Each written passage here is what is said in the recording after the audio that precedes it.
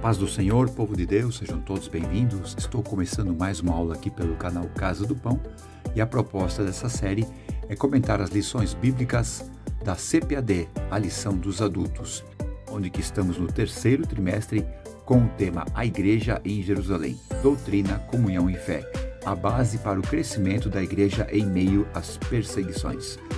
E hoje, dia 10 de agosto de 2025, a lição número 6, com o tema Uma Igreja Não Conivente com a Mentira.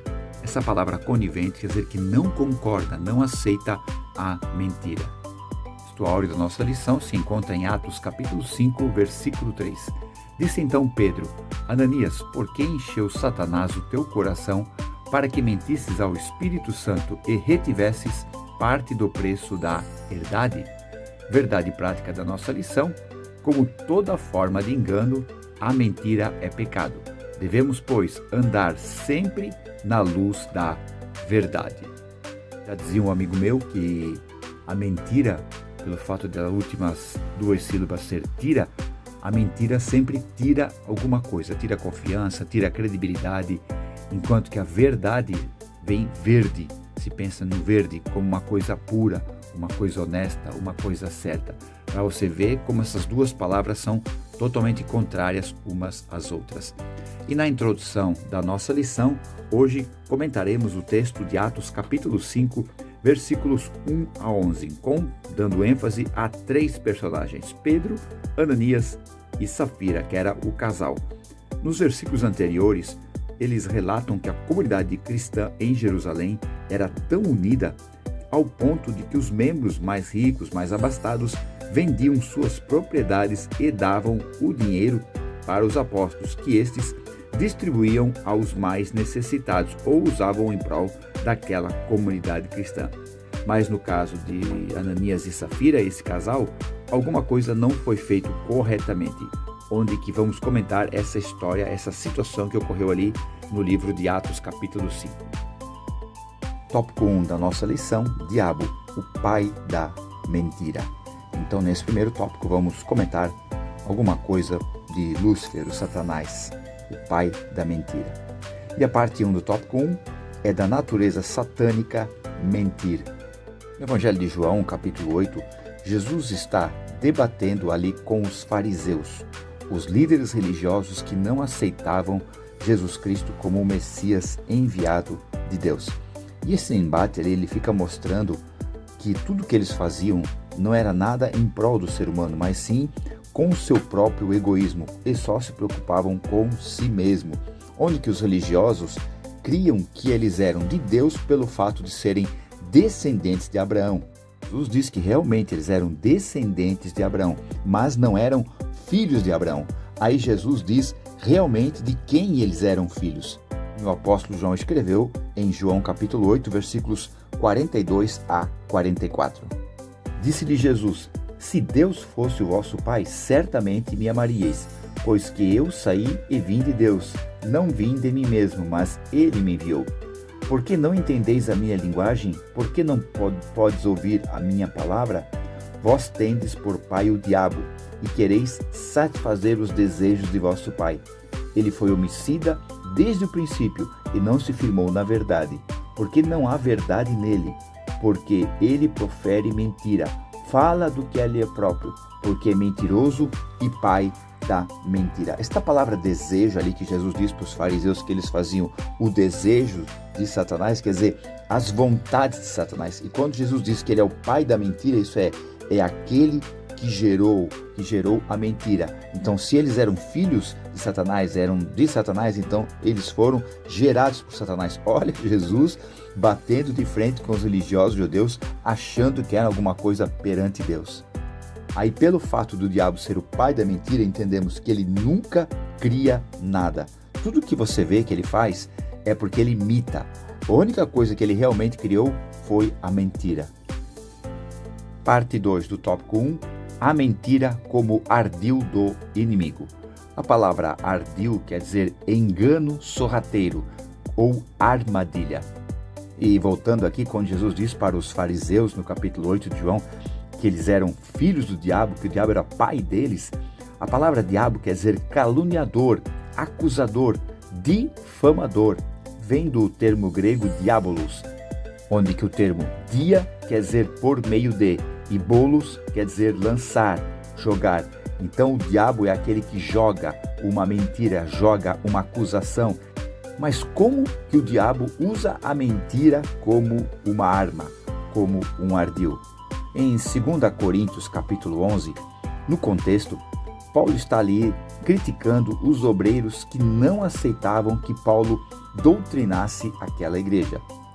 Paulo escreve no versículo 13 do capítulo 11 da segunda carta aos Coríntios que essas pessoas que eram obreiros daquele lugar eram fraudulentos, isso é, que usavam de fraude, usavam de mentira para parecer o que não é. E escreve também que eles transfiguravam-se como apóstolos de Cristo, isso é, eles mudavam a aparência parecendo ser outra coisa. Ainda Paulo continua, isso não é maravilha? Isso não é um assombro, isso não é um espanto, porque o próprio Satanás se transfigura de anjo de luz. Então, como Satanás usa a mentira como arma? Sempre fazendo parecer o que não é, sempre mudando a aparência. A ideia, na minha opinião, é como um mágico. Quando você vê um grande mágico fazendo uma apresentação e fazendo grandes coisas ali, que você fica espantado como ele faz, porque você sabe que existe um truque, você sabe que existe uma maneira de fazer aquilo ali, que não é o que está acontecendo. Mas é tão bem feito, é tão incrível aquele truque que o mágico faz, que parece que é verdade. Então Satanás usa dessa mesma estratégia. Ele faz algo como um truque, como um mágico, parece que é verdade e engana todas as pessoas que não têm o Espírito de Cristo. Parte 3 do tópico 1. Não superestime o inimigo. A palavra superestimar quer dizer dar valor excessivo. E o antônimo, o contrário a essa palavra é subestimar, isso é, atribuir um valor menor do que é. Então o comentarista está dizendo para não superestimar o inimigo, isso é, não dar um valor excessivo para ele, mas também não podemos subestimar, isso é, não atribuir um valor menor do que ele é. Não ficar pensando que ele é um inútil, é um fracassado, é uma pessoa fraca, não. Ele tem 6.000 anos de luta contra a igreja. Tá entendendo? 6.000 anos, se nós colocarmos o tempo da Bíblia, 4.000 anos no Velho Testamento e 2.000 anos no Novo, entendemos que é 6.000 anos de luta com a igreja.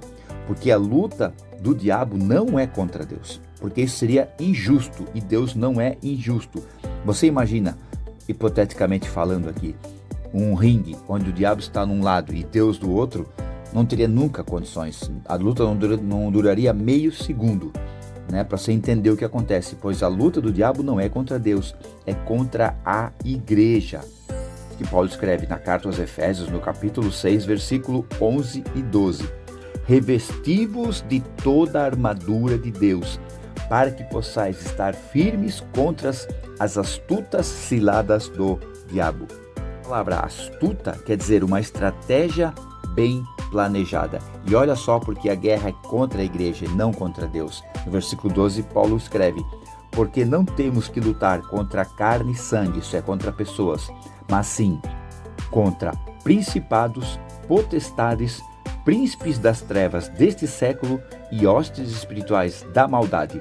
Então são 4 categorias, você pode ver uma hierarquia muito bem planejada. Por isso que Paulo orienta os cristãos, os crentes, depois na sequência, a usar a armadura de Deus. Então não podemos subestimar o diabo, nem também superestimar ele. Temos que entender que ele é um inimigo que entende o ser humano, que entende a natureza do ser humano. Ele não tem capacidade de prever o futuro. Ele não tem capacidade de ler pensamentos. E ele não é onisciente, não é onipotente, não é onipresente.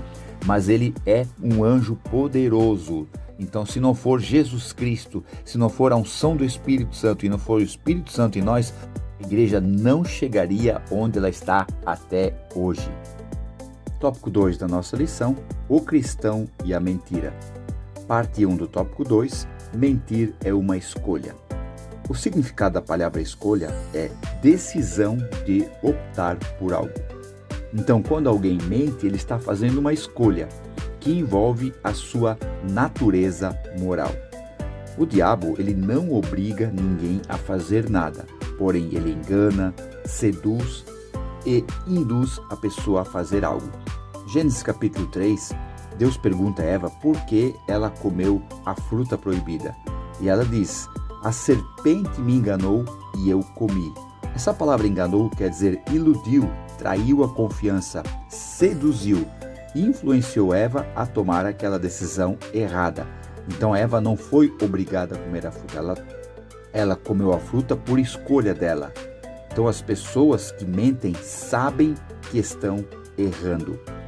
Paulo escreve na sua carta aos Efésios, no capítulo 4, 25, dando orientação aos Efésios, ele diz: deixai a mentira, isso é, abandonem, larguem ela, e falai a verdade, cada um ao seu próximo, cada um com a pessoa que convive.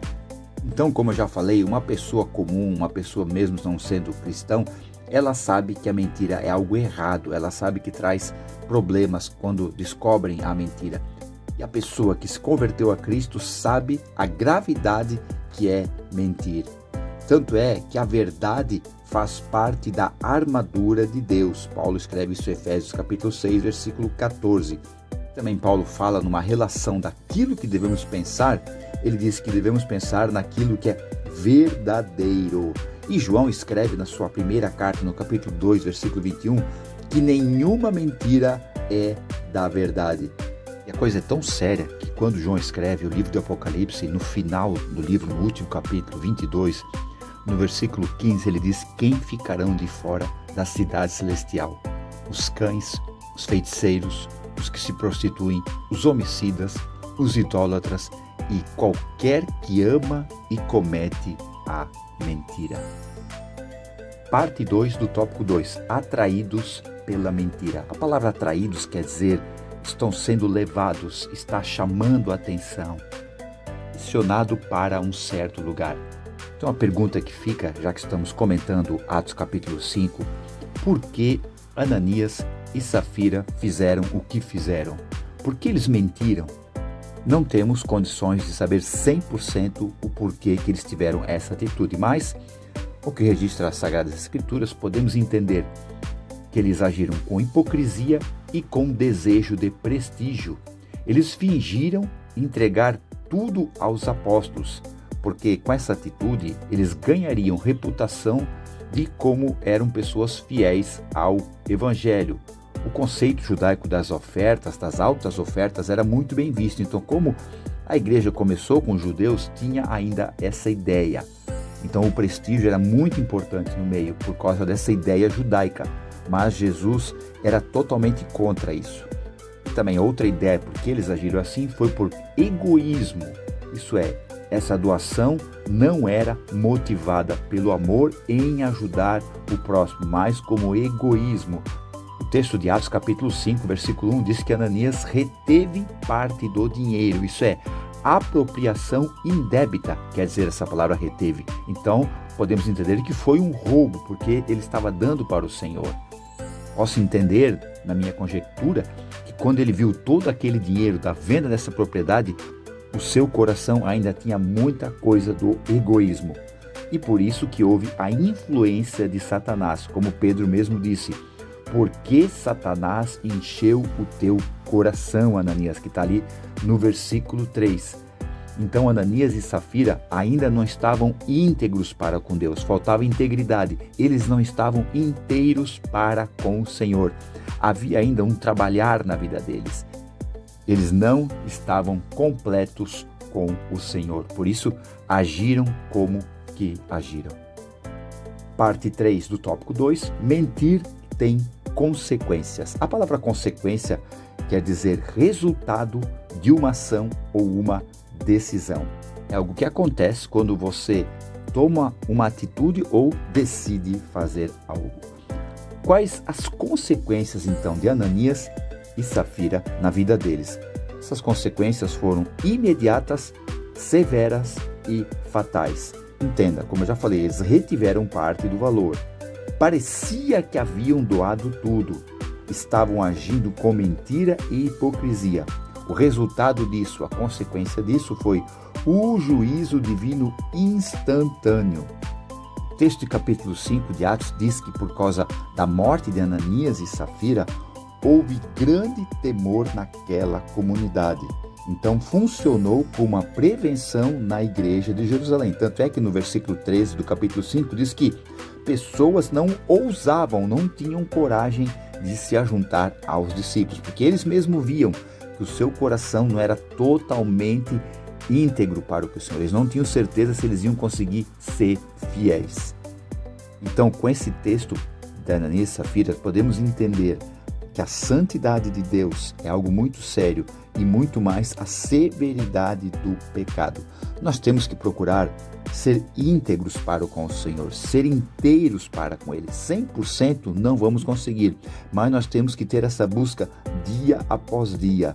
Tem que haver um arrependimento sincero para ter uma mudança na nossa vida. Para isso, nós temos o maravilhoso Espírito Santo morando dentro de nós. Ele vai nos ensinando, Ele vai nos orientando. Nós temos que ser sinceros, temos que ser humildes, reconhecer que nós precisamos melhorar na presença do Senhor. Aí o maravilhoso Espírito Santo, juntamente com a ajuda da Palavra de Deus, vai nos ajudar a ficar mais íntegros, mais inteiros com o Senhor. Tópico 3 da nossa lição: a igreja que repele a mentira. A palavra repelir significa afastar, rechaçar, fazer que algo ou alguém se retire. Geralmente implica em uma ação enérgica, evitar a aproximação. Parte 1 do tópico 3, uma igreja temente. Ali em Atos capítulo 5, versículo 11, eu mesmo já falei aqui, que houve temor naquela comunidade, naquela região ali, por causa desse incidente com Ananias e Safira. Essa palavra temor tem dois significados no Novo Testamento. Um é medo, realmente, eu imagino que deve ter trazido muito medo a morte de Ananias e Safira naquela comunidade, naquele lugar. Outro significado da palavra temor é reverência, respeito, e eu creio que isso foi muito forte naquela comunidade de fé. Trouxe muita reverência, trouxe muito respeito para as coisas de Deus. O judaísmo tinha muito essa questão do respeito, da honra, da reverência, até de uma forma exagerada, onde que os fariseus, os saduceus, eles tinham a honra a Deus de uma forma tão pura que eles não aceitavam qualquer pessoa diante deles, onde que se tornou mais um legalismo religioso do que propriamente uma vida com Deus. Onde que nessa questão aqui de Ananias e Safira mostrou para todos ali que o temor a Deus, isso é o respeito e a honra, tem que ser mais do que o medo. Deus não quer que você viva com Ele por medo de consequências de alguma coisa que você possa errar.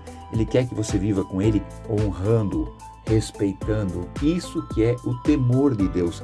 Respeitar e honrar a Deus é muito mais do que ter medo. Você não vai viver dentro de uma casa com uma pessoa que você tem medo, mas você viveu com seus pais que você honrava e respeitava ele. Assim você vive também com a sua comunidade de fé, honrando, respeitando os teus líderes, o teu próximo, as pessoas que convivem com você. Então é dessa forma que nós temos que olhar para essa situação de Ananias e Safira, entendendo que Deus tem que ser respeitado, tem que ser honrado. E é isso que a igreja tem que ser.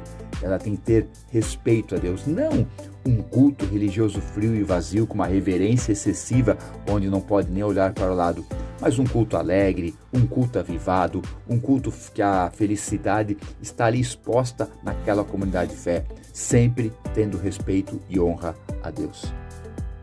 Parte 2 do tópico 3, uma igreja forte. O começo da igreja ali em Jerusalém foi de uma forma maravilhosa. O texto ali na sequência de Atos capítulo 5, versículo 12, diz que pelas mãos dos apóstolos faziam-se muitos sinais e prodígios. Essa palavra sinais quer dizer marcas, algo que ficava marcado, algo que ficava evidente. E esta palavra prodígio quer dizer algo que chegava a trazer espanto, algo maravilhoso, algo poderoso. Então os milagres, as curas, as maravilhas eram expostas ali diante do povo, não para mostrar que era uma igreja poderosa nesse sentido, mas para mostrar que era uma igreja forte que estava pregando o evangelho. A grande luta da igreja sempre vai ser se proteger do pecado e se preparar para as investidas do maligno. Porque o que o maligno mais quer é tirar o poder da igreja, deixar uma igreja como uma instituição religiosa fria e vazia, tirar a força dela, tirar a unção dela. E como é que ele faz isso? Levando os cristãos para uma vida religiosa fria e vazia, onde eles seguem apenas rituais, regras, leis, que acabam não levando a nada, onde que se dá mais valor para o sistema do que para o Espírito Santo. Porque se a igreja está aí até hoje, nesses 2000 anos que Jesus prometeu que ia voltar e ainda não voltou, e se a igreja está aí até hoje, é porque o Espírito Santo está com ela. Não falo de denominações, não falo de placas, cada uma vai prestar conta diante de Deus, mas a igreja de Cristo, essa tem o Espírito Santo, essa é a igreja forte, essa é a igreja que prega o Evangelho. Se Jesus demorar 10 anos para voltar, ainda vai ter igreja, ainda vai ter alguém pregando o Evangelho. Se ele demorar 200 anos para voltar, ainda vai ter alguém pregando o Evangelho, ainda vai existir igreja. Se demorar 1000 anos para Jesus voltar, ainda vai haver igreja, ainda vai haver alguém pregando o Evangelho, porque a igreja de Cristo, essa é a igreja verdadeira, a igreja forte. Não desmereço as placas, as denominações, elas são importantes para a pregação do Evangelho, mas a igreja verdadeira que vai subir no arrebatamento é a igreja forte, a igreja de Cristo. Concluindo a nossa lição, hoje comentamos a passagem de Atos, capítulo 5, versículo 1 ao versículo 11, no incidente com Ananias e Safira. Grandes lições podemos tirar dessa situação que ocorreu ali com Ananias, Safira e o apóstolo Pedro. Eu entendo e nós entendemos que o pecado sempre vai existir enquanto existir mundo. E sempre vai haver algum problema ou outro dentro de uma denominação, dentro de uma instituição religiosa. Mas sempre vai haver homens e mulheres de Deus que vão combater o pecado, que vão ajudar pessoas a sair do pecado, que vão orar por pessoas e o milagre vai acontecer. Porque a decisão de servir a Jesus é de cada um. E a igreja de Jerusalém era uma igreja que combatia o pecado, lutava contra o pecado como nós lutamos até hoje. Amém, povo de Deus? Muito obrigado por ter acompanhado este breve comentário aqui da lição número 6. E no próximo final de semana, dia 17 de agosto, estarei aqui comentando a lição número 7, o tema Uma Igreja que não teme a perseguição. Amém? Deus abençoe a todos, fiquem na paz. Tchau.